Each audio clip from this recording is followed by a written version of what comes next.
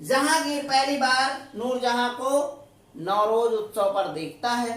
ठीक है, फिर ये विधवा तो थी, ये नूरजहां क्या थी, विधवा थी, लेकिन इससे शादी कर लेता है। इसकी सुंदरता को देखकर मग्न हो जाता है जहांगीर और कर लेता है शादी।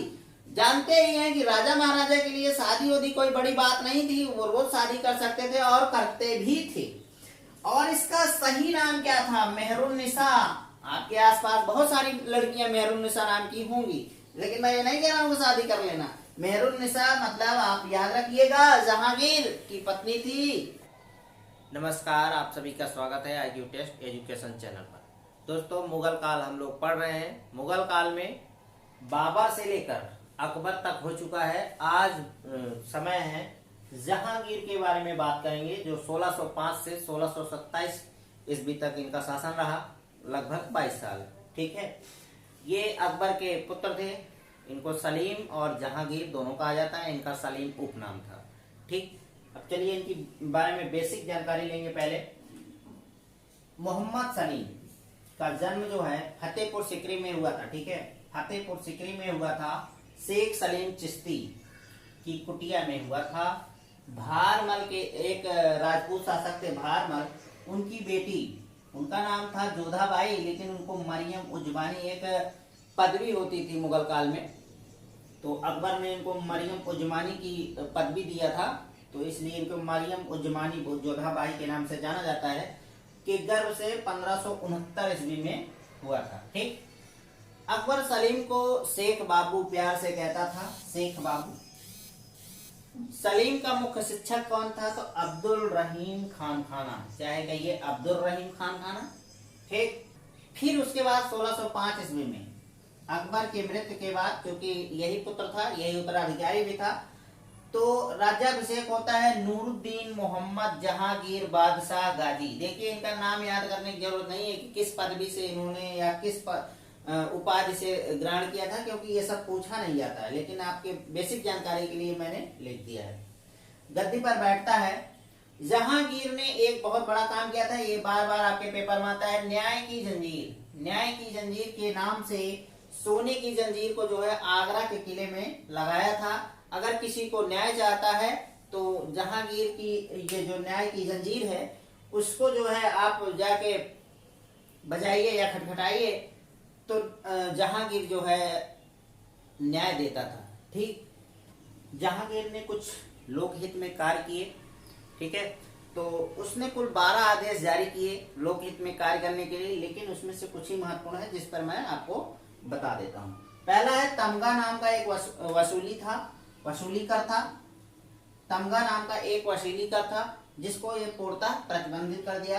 सड़कों के किनारे सराय, मस्जिद और कुओं का निर्माण कराया। ठीक है, सराय वही होता है जहां लोग रुकते हैं, जैसे आज के समय में होटल था, पहले सराय था। व्यापारियों के सामान की तलाशी की इजाजत नहीं था। होता क्या था कि लोग जो है कर्मचारी होते हैं वो परेशान करते थे व्यापारियों को कि बेवजह ही उनके सामान की तलाशी लेते थे, हमसे कुछ धन उगाही करते थे। तो इस पर उसने पूर्णतः प्रतिबंध लगा दिया। बोला कि भैया, जब तक व्यापारी आपको नहीं कह देता कि नहीं आप मेरे सामान की तरह आप नहीं ले सकते हैं। ठीक है, शराब एवं मादक पदार्थों पर कोर्ट प्रतिबंध लगाया, सबसे बेस्ट है।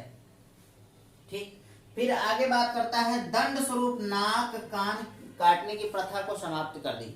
पहले के शासक थे ही कि नाक कान काट देते थे, क्रूर थे, और उनकी क्रूरता की वजह से ही वो शासन कर पाते थे, अन्यथा इतने बड़े राज्य पर शासन करना बड़ा ही मुश्किल था एक व्यक्ति का। तो उनकी क्रूरता कुछ हद तक जरूरी भी थी शासन करने के लिए। किसी भी व्यक्ति की संपत्ति पर अवैध कब्जा करने के लिए कर्मचारियों पर रोक लगा दिया उसने। कर्मचारियों को मना कर दिया कि भाई किसी भी व्यक्ति को बेवजह परेशान ना किया जाए। किसानों की जमीन पर जबरन अधिकार पर रोक लगाया। ये बहुत अच्छा काम था कि इसने, जो किसान हमेशा से गरीब रहा है, किसान कभी अमीर नहीं हो सका, हमेशा गरीब रहा, क्योंकि उसके फसलों को सही या उचित मूल्य नहीं मिल पाता है और वो जी तोड़ मेहनत भी करता है, लेकिन उसको मिलता कुछ नहीं है। तो उसने बहुत अच्छा काम किया, उनके जमीन को जो है जबरन अधिकार के लिए प्रतिबंधित कर दिया। गरीबों के इलाज के लिए अस्पताल और डॉक्टर उस समय तो थे नहीं, वैद्य रहे होंगे, तो वैद्य से तात्पर्य डॉक्टर है। ठीक है, तो निःशुल्क सुविधा उपलब्ध कराया इसने कि उसके आम जनता जो है अपनी दवा दारू करा सके। भाई अगर चैनल पर नए हैं तो सब्सक्राइब जरूर करिए और वीडियो को शेयर करिए। आप लोगों के सहयोग के बिना कुछ भी नहीं हो सकता। आप लोग मेरे लिए ब्रांड हैं, आप ही मेरे ब्रांड हैं। अगर आप ही मुझे प्रमोट नहीं करेंगे तो ये चैनल बैठ जाएगा और इतनी मेहनत के बावजूद अगर अच्छा परिणाम नहीं आता है तो व्यक्ति क्या करता है, चैनल को बंद कर देता है। तो आप लोग ऐसा ना करें। पढ़ने के लिए अगर आप सही प्लेटफॉर्म देखें तो मैं आपसे फालतू की बात नहीं कर रहा हूँ इधर उधर की, सिर्फ और सिर्फ पढ़ाई की बात हो रही। तो ये था चैनल की बात, मेरे काम की बात और आपके काम की बात। अब आगे बढ़ते हैं। जहांगीर के शासन काल में खुसरो का विद्रोह होता है, इसके बारे में थोड़ा सा जानते हैं। खुसरो क्या है कि जहांगीर का बड़ा लड़का था। जैसा कि आप लोगों को अगर वीडियो पिछला देखे होंगे तो जहांगीर जो है ये खुद ही विद्रोह किया था अपने पिता के खिलाफ, अकबर के खिलाफ। तो सेम वही होता है इनके साथ कि इनका बड़ा लड़का जो है खुसरो इनके खिलाफ विद्रोह कर देता है, क्योंकि जैसी करनी वैसी भरनी। अगर आपने ऐसा किया है अपने माँ बाप के साथ तो पूर्णता तो नहीं लेकिन कुछ परसेंट ज्यादा चांस है, 70%, 80% आप मान लीजिए कि आपके साथ भी बुरा होना है। ये हो गया बात करनी धरनी की। बात करें तो खुसरो की माँ का नाम था मान बाई, ठीक है। और 1606 ईस्वी में ही इसने विद्रोह कर दिया।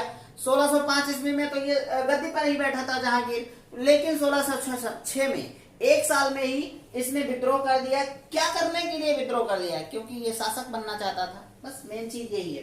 तो पहली बार इसको कैद किया जाता है, भाई बेटा था इसलिए मरवाया नहीं जहांगीर ने। लेकिन दूसरी बार क्या करता है, अगर ये जब ये विद्रोह करता है तो इसको अंधा कर दिया जाता है, बहुत बड़ा दंड दिया जाता है अंधा करके। बाद में इसका भाई ही शाहजहां, जिसे खुर्रम कहते हैं, ये इंपॉर्टेंट है, खुर्रम पूछा जाता है शाहजहां का नाम, क्योंकि ये हिस्ट्री में शाहजहां बहुत ही इंपॉर्टेंट है इसलिए। और इसने बहुत सारे निर्माण भी कराए, इसके बारे में बाद में बात करेंगे, अभी तो बस बात कर रहे हैं। तो खुर्रम कौन था? खुसरो का भाई था। कहने का मतलब जहांगीर के दो पुत्र थे जो लाइट में थे, पहला था खुर्रम और दूसरा था खुसरो, ठीक है।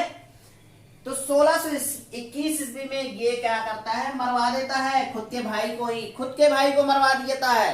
तो मैंने आपको पिछले काफी वीडियो से बताता चला आया हूं कि शासन करने के लिए लोग एक दूसरे की हत्या करते थे, अपने भाई की हत्या करते थे, अपने सगे संबंधियों की हत्या करते थे, अपने पिता की हत्या करते थे। ऐसे ही नहीं गद्दी पा जाते थे, वो क्रूर होते थे, इसलिए वो शासन करते थे। बहुत बड़े राज्य पर, बहुत बड़े क्षेत्र पर अकेले ही शासन कर लेते थे।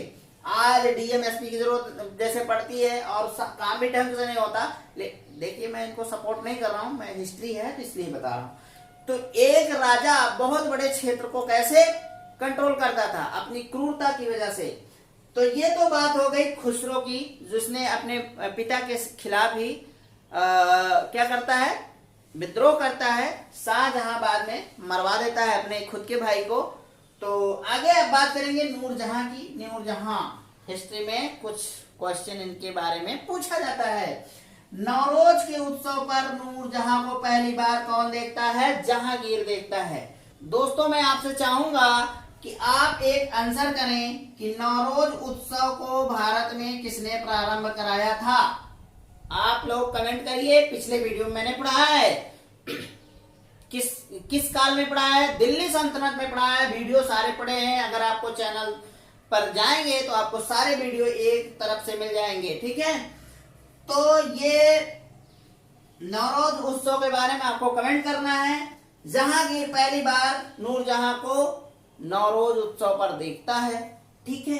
फिर ये विधवा तो थी, ये नूरजहां क्या थी? विधवा थी, लेकिन इससे शादी कर लेता है। इसकी सुंदरता को देखकर मग्न हो जाता है जहांगीर और कर लेता है शादी।